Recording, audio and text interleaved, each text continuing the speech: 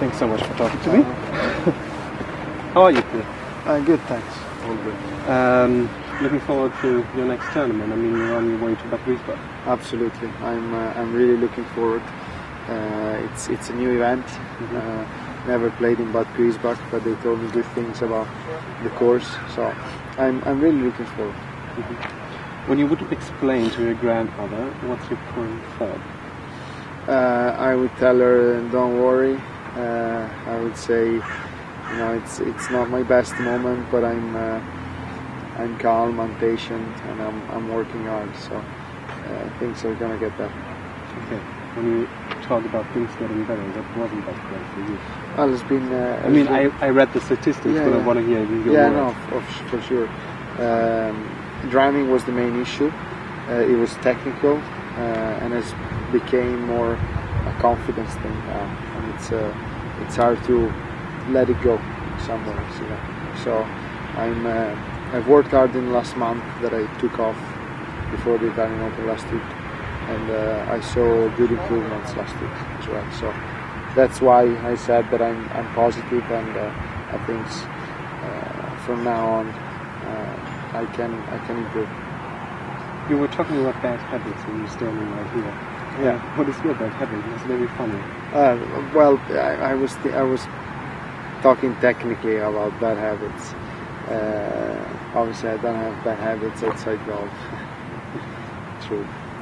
But my bad habit is in the setup. I tend to start to change it without noticing, and stand a little bit too far away from the ball, which leads me into bad takeaway, bad backswing, and then consequence of a lot of things. So bad habits, I meant small things that if you keep playing with them, they lead to mistakes, and that's what I meant. When you're trying, let's assume you have some bad habits. How is the Matteo way to change it? Just get back to the basic things you've always done well. So I would say the setup. You just need your coach to tell you get that much closer, and it's going to be fine. And you go back to what you works for you. You just think about it for a couple of days, and then it becomes natural. How can I imagine a typical training day for you? Typical training day. The ideal training day. Yeah, wake up, get to the course at 9:30, start working, start practicing, practice the various things, aspects of the game. So on your own? No, with my coach and with a few friends that play good golf as well. Chipping, putting, long game, have lunch, get out on the course, play some holes, and then 3 or 4 days a week finish it on the gym, and then relax at home. So you're going to the gym as well? Yeah. That's interesting. Yeah. You're here as an ambassador for Abu Dhabi. Yes. Do you find the facilities you need now? Everything I need golf-wise is there. 3 great golf courses, all very different to each other. Links. Saadiyat is a mix between a links and a parkland. Long with slopes, really nice by the sea. And then Abu Dhabi Golf Club is a pure parkland. Always in great conditions with the desert course. It's really nice. So I do find everything I need. When I go there's not so many people. Here it's around 0, and there it's 25 degrees, so I couldn't ask for anything better.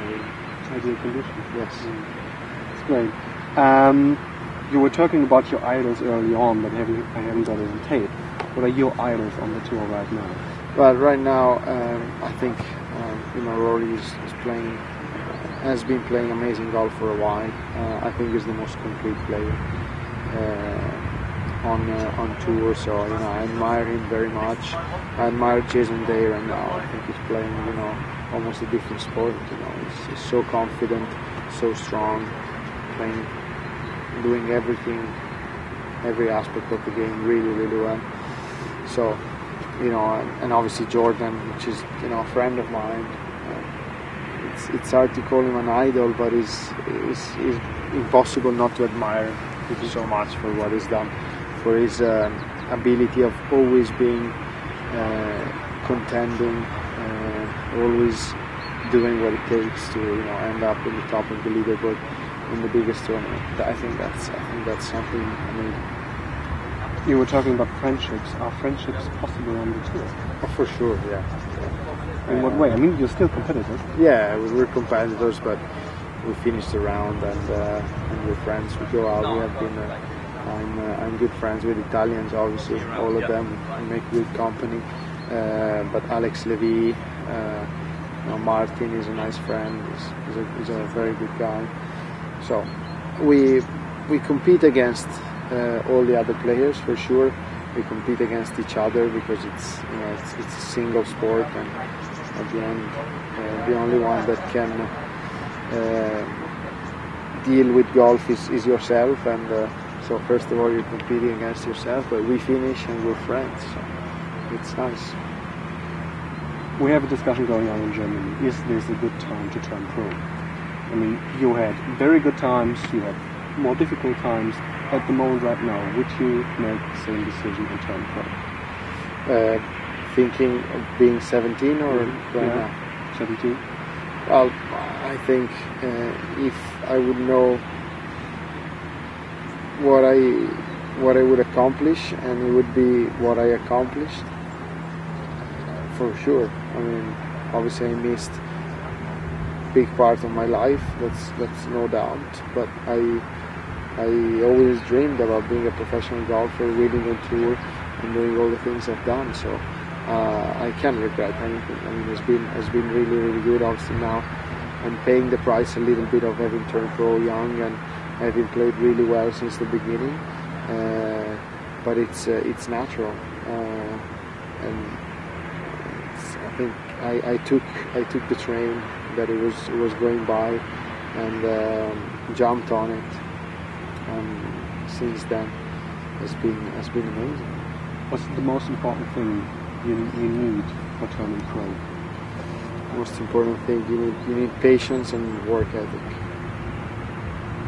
Yeah.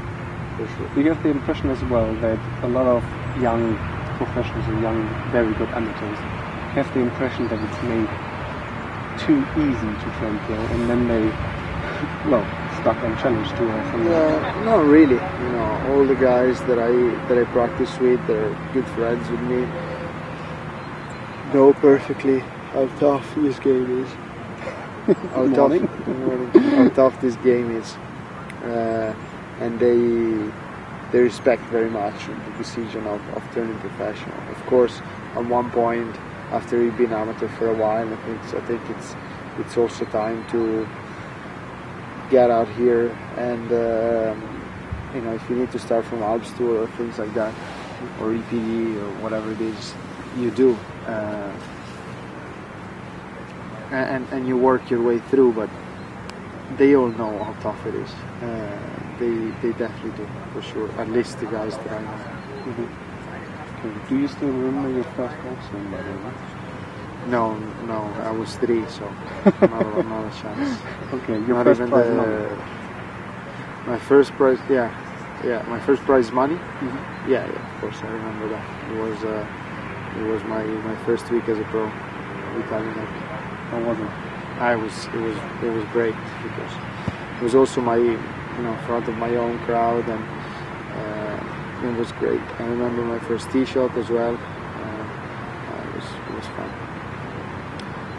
You were talking about this early on as well, but what do you do to calm yourself down before you calm myself down?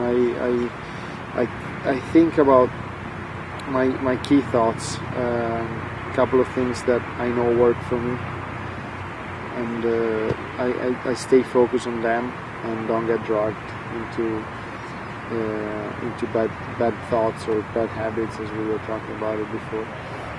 So negative stuff. I just try to, and it's normal that you get dragged by that. Mm-hmm. So just stay and think about something. I think about something that you know it's good for you. do that. The most important thing about your pre-shot routine? Pre-shot routine is never feel doubt in the shot. That's the most important thing. More than anything else, more than having made a practice swing in one way or another, the important thing is that you don't doubt what you're going to do, and you don't think too much about how you're going to hit the ball and the outcome. Okay. We are competitors when it comes to the Ryder Cup. Yes. Who is going to host it in 2022? Italy. Why? I mean, it's basically, I think, between us two, and Germany, I'm sure, has done a great job, but I can say from my side, I know people that has been working on it. Italy has done a great job. Obviously, we're a smaller country when it comes to many things than Germany. But the federation and the people that worked daily onto this Ryder Cup bid have done a great job. And it was a dream until a couple of months ago, and now it's becoming more real because they presented everything, and it's great. Everything has been really good, and now we'll see what the decision is going to be. Obviously, it would be something I can't even describe what would be for Italy to get a Ryder Cup, but we'll see.